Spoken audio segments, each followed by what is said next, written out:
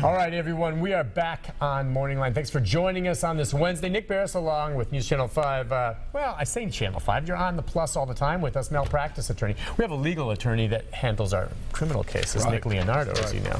But Clint Kelly's on with us this morning. He is a malpractice attorney taking your phone calls. If you think you have a case or a question, ask. And remember, don't put it off because you wait a year, statute of limitations runs out. And this last call we had may have a case, and her statute of limitations runs out April 4th. She's getting close. Yeah, so let's get back to the phone lines. We've got some lines open if you want to jump in. Next is Darlene. Good morning, Darlene. Good morning. How can we help you?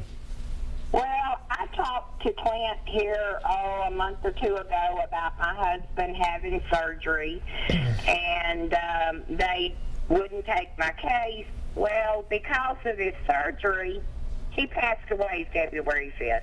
I'm so sorry. I'm so sorry. Yeah, well, so am I. But nobody will take my case. Well, that's the trick now. So is this someone, and do you remember, probably your receptionist or secretary assistant may have taken the call. So they just said they didn't have a case for, it wasn't something, No, yeah. I talked to Clint on your show. Oh, when you called in. He told me to call his office and talk to Pat. I called his office, talked to Pat, told her everything there was to tell. They sent me a letter a week or two later and denied my case, would not take it. I have talked to every attorney in Nashville, in Memphis, everywhere. And I have done this since after his surgery, and he had so many complications.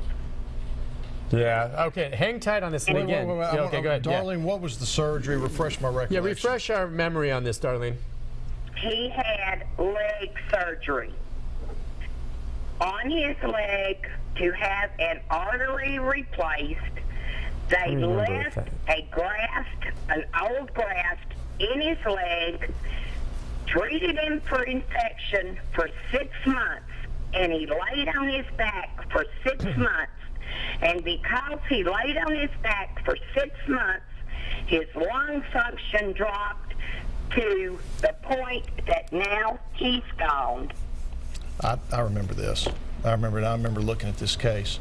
Darlene, the reason I didn't take this case, and you know I only take probably about 2% of the cases that come in, I was very uncomfortable with being able to prove that the damages that he had sustained were caused by negligence in dealing with the graft. It does not mean an argument can't be made, but I didn't feel like I could win the case. And Darlene, I'll tell you something as well. If you've got lawyers in Nashville and Memphis and Knoxville looking at this case and saying, I don't want to take it, that needs to send a message to you that multiple attorneys looking at this thing and running in probably to the same problem, which is we want to help, we wish we could take it, but we don't think we can win it. And if we take cases we don't think we can win, we won't be in business much longer. We'll be broke because these cases probably cost about $50,000 to $100,000 to try. And so we only take cases that we believe we can win, and therefore the standard for taking cases is extraordinarily high. I do appreciate you calling and giving the information, but just because you do that does not mean we can take the case, because they're just very, very hard to win. And I'm glad she called in. And again, my sympathies, and it's got to be so hard for her. And the fact that a case wasn't taken by the attorneys doesn't mean that potentially there wasn't something wrong done to her husband, and there was maybe. But again, the gist of it is being able to prove it, okay? If it's difficult to prove and it's going to be very costly to prosecute, that's part of the issue here. Again, if I had the ability to take every case where there's smoke, even though I can't prove fire and it didn't cost a lot of money, I'd take every one of them.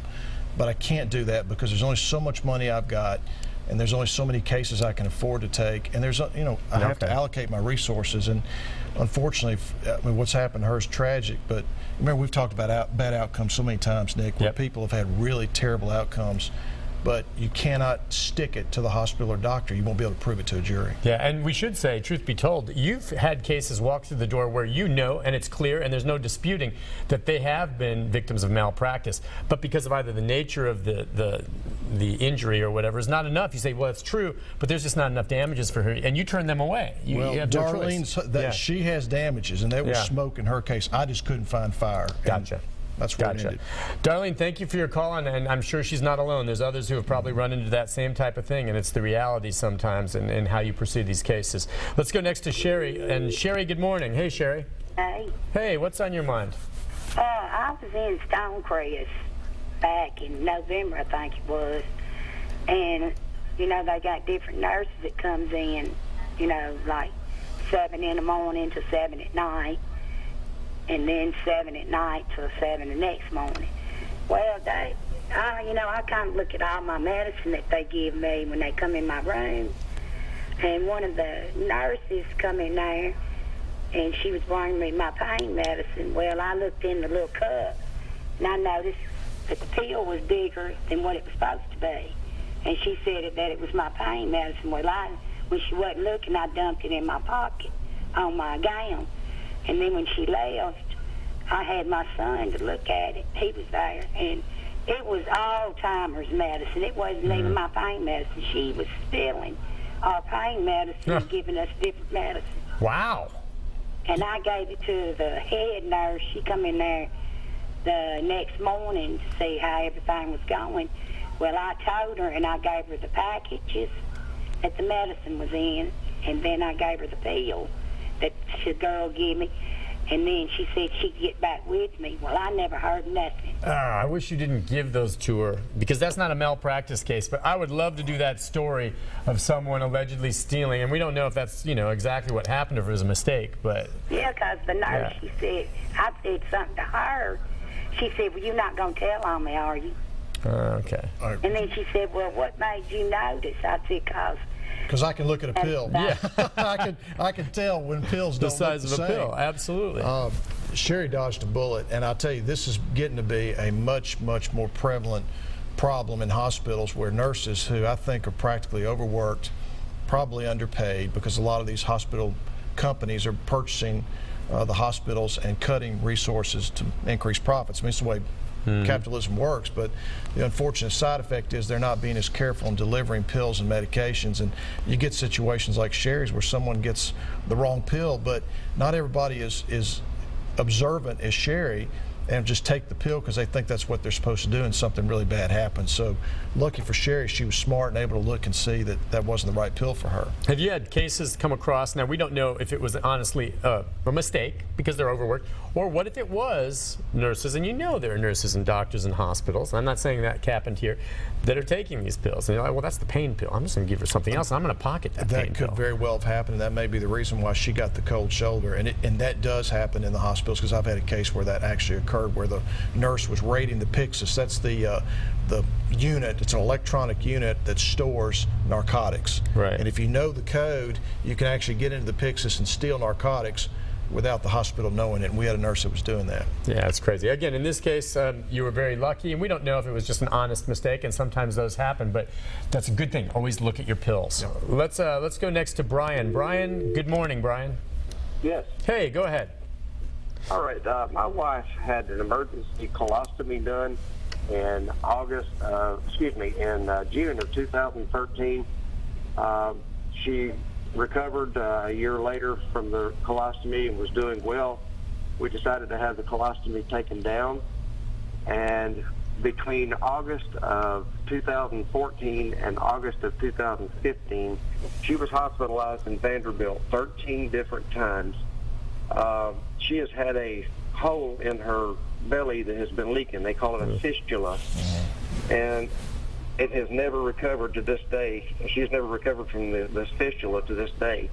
The doctor that was doing her surgery at Vanderbilt has since left and turned his practice over to his colleagues, and now she is still in the hospital. At this point, she's in St. Thomas and Murfreesboro, still having complications from this fistula. She has withered down to about 70 pounds now, and has had just multiple problems.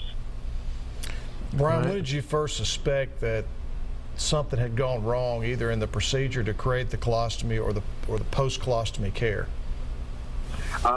She was doing well after the colostomy. She had actually recovered and was functioning normally.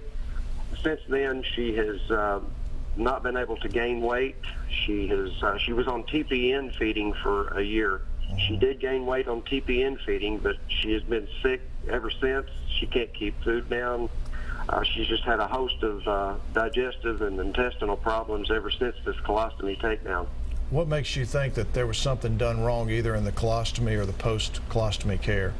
Because there has been just complication after complication. This place on her stomach will not heal. It constantly weeps fluid out of this hole on her stomach, and no one will do anything about it. They keep referring her to a primary care physician. The primary care physician takes one look at her belly and says, no, I'm not touching that, refers her back to the surgeon, and she just gets ping-ponged back and forth on this, and nobody seems to want to pick up the ball and take care of the problem. How old is she? She is 57. All right.